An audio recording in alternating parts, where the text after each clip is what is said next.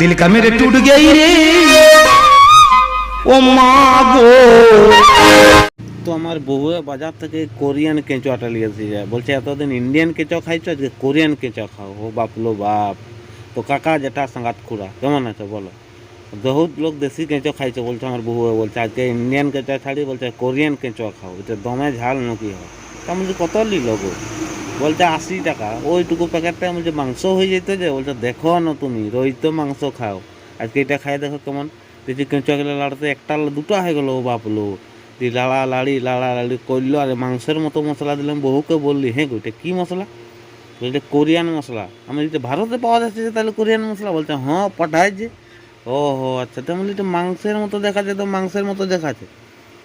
বলছে হ্যাঁ ওটা মাংস তাহলে দু চারটে মাংস মিশাই দিতে হবে। বলছে মাংসও তো মিশানো যায়, কিন্তু আজকে আনি না, আজকে মিশাবো না। তাহলে তো বাহ বেশ ভালোই তো তাইলে।